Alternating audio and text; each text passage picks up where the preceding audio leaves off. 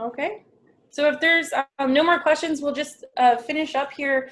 Last year at the HAB workshop, we talked about this survey that we'd like to do because, you know, there's no statewide monitoring program. Right now it's on the shoulders of the lake associations, individual private lake owners. So we don't know the extent of HABs or how rare or current that they occur in the Pocono region. So we started this survey to kind of test and see, and we recruited some lakes at the last workshop. So I'd like to do a quick report back, if that's all right with you guys. These are preliminary results from the survey. Again, we're going to summarize and do a full, complete report and get it peer-reviewed scientifically for those who participated. I want to point out, we've talked about this a lot, that there's no HAB monitoring response strategy in Pennsylvania. There is an example from Lake Erie County. However, I do want to point out Lake Erie County has so many partnerships with federal, international, and nonprofit organizations that they can help share the cost burden and share the monitoring and the decision making. Smaller inland lakes don't have those resources available or directly available to them. So it's kind of left up to you guys to monitor your lakes. And so we don't have a lot of data that's available. Just by happenstance, there's some lakes that occurred in PA that were part of the National Lake Assessment. 3 of those 20 lakes, they found high risk for cyanotoxins. You're asking about thresholds. The EPA used this threshold of over 20,000 cells per milliliter. For cyanobacteria, as well as meeting that high risk threshold for toxins.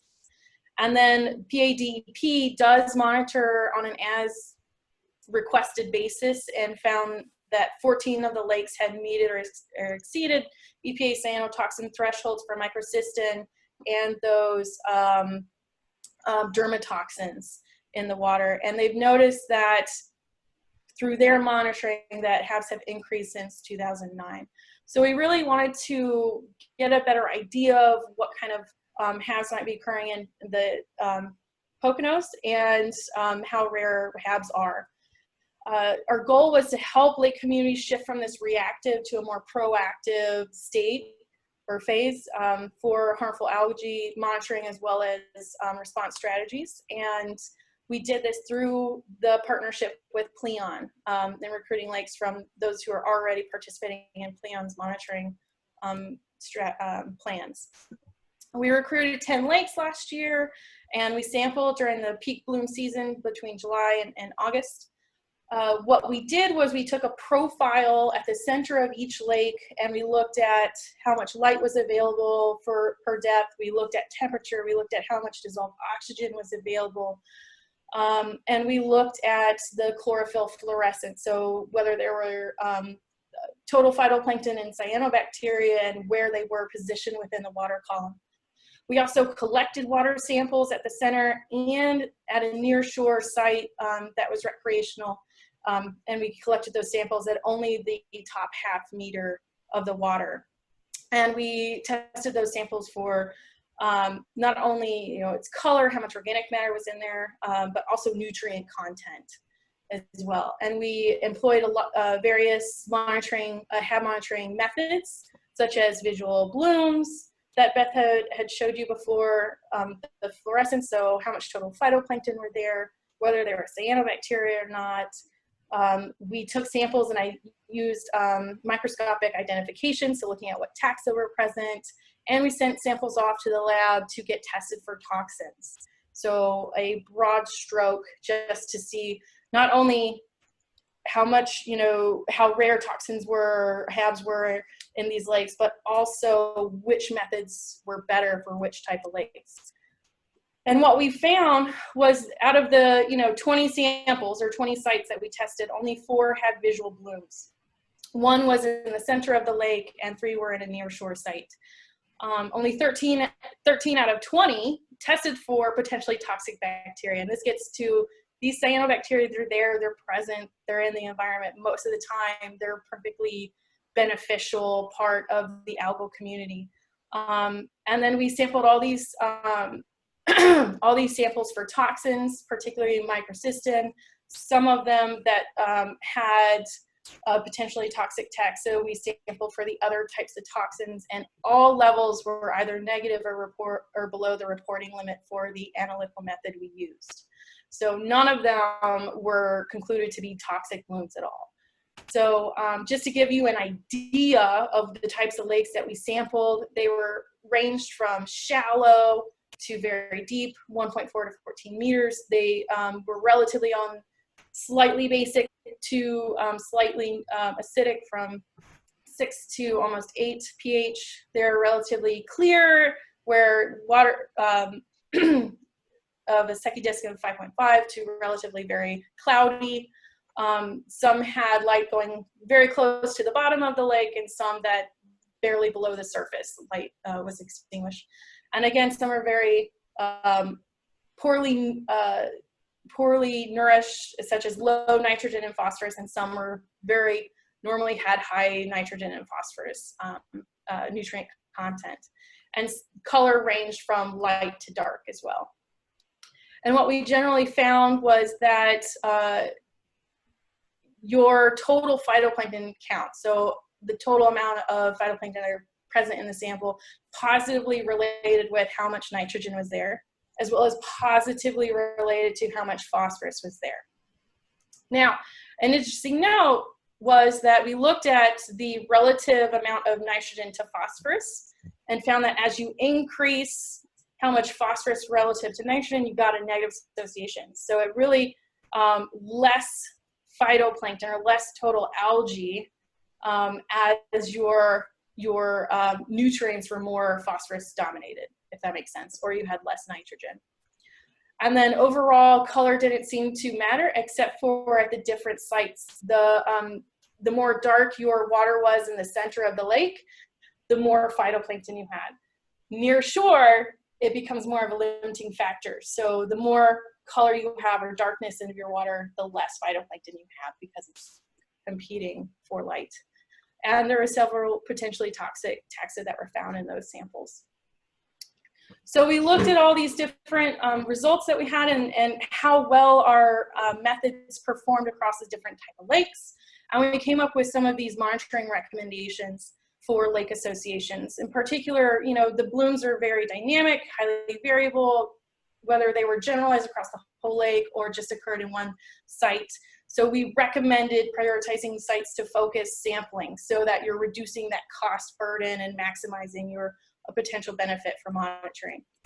Also, we recommended, because blooms can be obscured by the depth as well as the color of the water. If the lakes that were darker were harder to see those cyanobacteria blooms.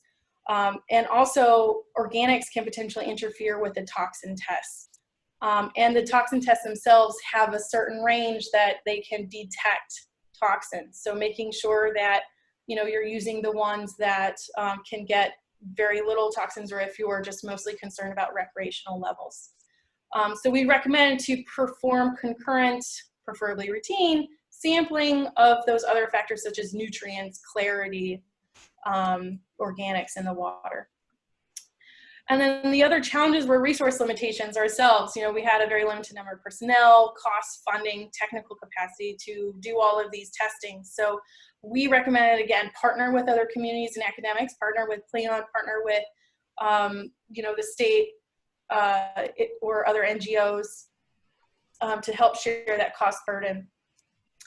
And then another key thing is managing the expectation of community stakeholders. So, you know, as Beth mentioned, there's delay in some of the results, you know, and there's, you know, depending on what test you do, whether it's in-field versus laboratory, can tell, you know, there's time from when you sample to when you get your results. So it's important to have a dissemination plan that specifies what information is shared, how often, and when it will be shared. So Lauren, could you just reiterate and clarify about how often testing should be done? Is this really based off visual evidence, or would you recommend like a scheduled testing plan? So to answer this question, routine being it really depends on the use of your lake. So if you have, from a public health perspective, I look at exposure. If you have a lot of people coming to the lake or who are around the lake during the entire summer, then probably monitoring every month to even every 2 weeks would be beneficial. However, if there's only 1 or 2 or a handful of people and you get large swarms of people on a certain weekend, then probably testing before that weekend and during that weekend, you may be able to adapt your monitoring schedule to the needs and specificity of your lake and the people who use it, is what I would say. So we recommend to first get a baseline, know what type of lake yours is. Is it typically have a lot of nutrients or low levels? That, does it normally have large number of phytoplankton or not? And who's the dominant taxa? That way, if something changes, you know that you can say it changed, or we don't, or yes, you can say that if you can detect when changes actually occur.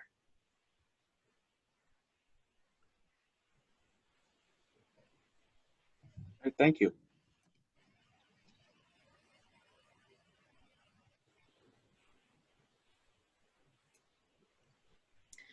So if there's no more questions related to that, I want to thank you guys very much for spending a Saturday morning on a beautiful day with us learning about harmful algae.